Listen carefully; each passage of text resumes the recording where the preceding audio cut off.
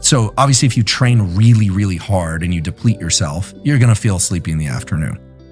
This is another sort of tool type scientific factoid, which is that when you train very hard, whether or not it's endurance training or strength training or what have you training, you're directing a lot of oxygen and fuel utilization to the muscles, and less goes to your brain. This is the brain fog that you feel in the afternoon or after a hard workout.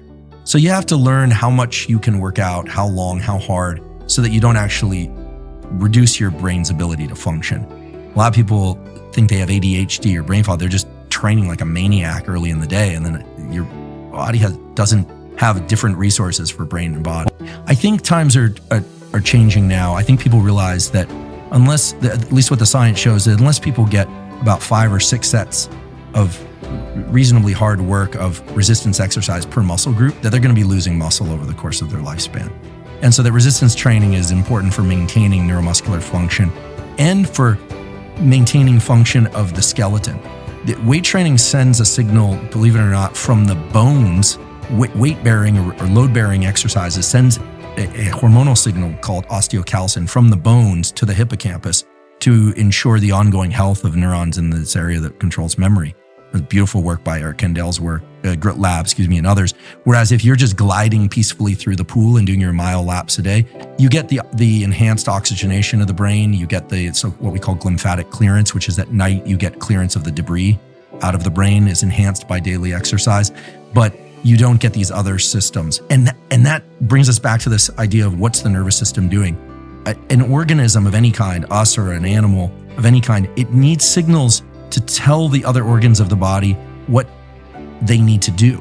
And so if you are forced, for instance, you force yourself to lift heavy objects or moderately heavy objects 3 or 4 times a week, your whole system of being able to engage muscles is maintained. I will say this, that people who engage in regular resistance exercise and cardiovascular exercise, you see them in their 70s, they're sharp, they're mentally sharp.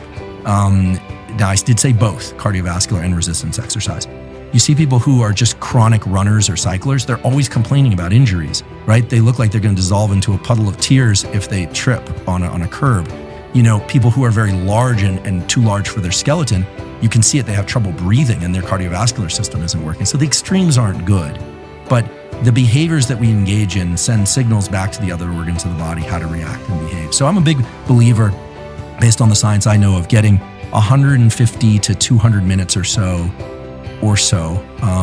of zone 2 cardio per week. Zone 2 meaning you could maintain, this, but you can maintain conversation where the heart rate is up.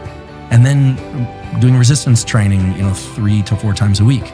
And I think that creates a balance between the various systems that we're talking about. And I should mention that that's my preference, but that preference is based on what we know about from quality peer-reviewed scientific studies, not done by my lab, of what's taken to maintain the skeleton, to maintain the neuromuscular system, to maintain the cardiovascular system. Mm-hmm. You get what you deserve, frankly, when it comes to physical exercise and health. I realize people come into the world with different propensities and genetic backgrounds, but when it comes to how well you maintain your strength and your well-being, grip strength, for instance, is a very good predictor of cognitive ability in later age.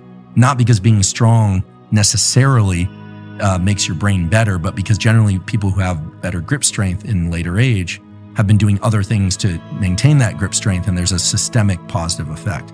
So it's really simple when it comes down to it. I think that 150 to 200 minutes of zone 2 cardio plus 3 or 4 days of resistance training at 5 to 6 sets per muscle group to maintain, and they should be hard sets. You should have a hard time finishing the final repetitions, but and I'm sure there are other tools out there.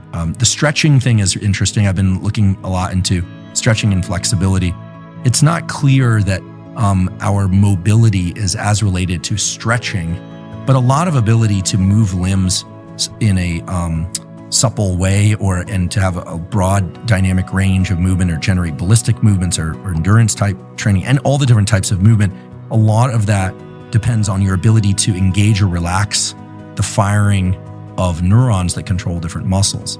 So I think that we've sort of gone down the path of exercise, but I find it really interesting that most of the signals from exercise that create positive effects on cardiovascular function, on brain function, those are all mediated through the nervous system. It's not mediated through some magical increase in some, mystery molecule. It's that the nervous system is saying, hey, you need to pick up heavy objects 3-4 times a week, or what are heavy for one particular person, right? And generate 6 or 7 or 8 or 10 repetitions of that. The neurons in those upper motor neurons, therefore, stay healthy because they have to engage the lower motor neurons in order to generate grip strength and engage the posterior anterior chain in the right sequence. It shouldn't come as a surprise, but I think a lot of people are surprised by it. They think that the muscle part is a kind of a dumb mechanism, but there are these interactions between brain and body. I think when we think of somebody or people who are very focused on exercise but don't seem as cognitively enhanced as they do physically enhanced, let's say, I think that's probably just where they're spending their time. And sometimes these people can be, quite smart.